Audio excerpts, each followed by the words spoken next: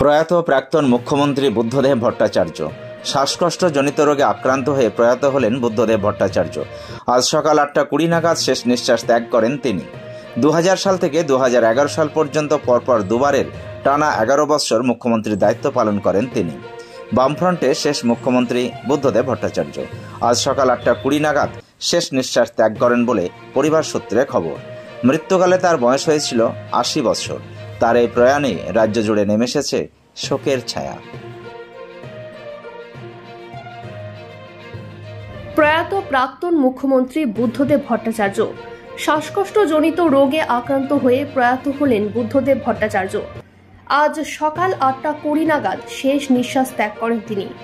2000 সাল থেকে 2011 সাল পর্যন্ত পরপর দুবারের টানা 11 বছর মুখ্যমন্ত্রীর দায়িত্ব পালন করেন তিনি।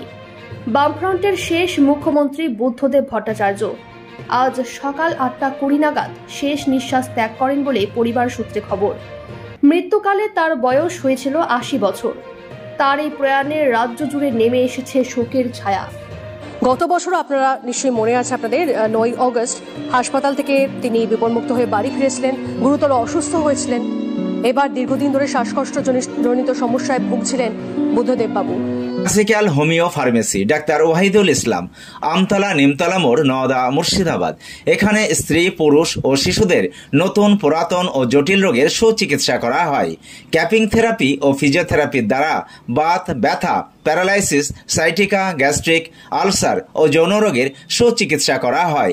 এছাড়াও মহিলাদের মাসিকের যন্ত্রণা, অনিয়মিত মাসিক, মাসে 2-3 বার মাসিক, সাদা স্রাবের কারণবশত বাচ্চা না হওয়া, তারও সুচিকিৎসা করা হয় এখানে। যোগাযোগ করিবার নাম্বার 9734324150।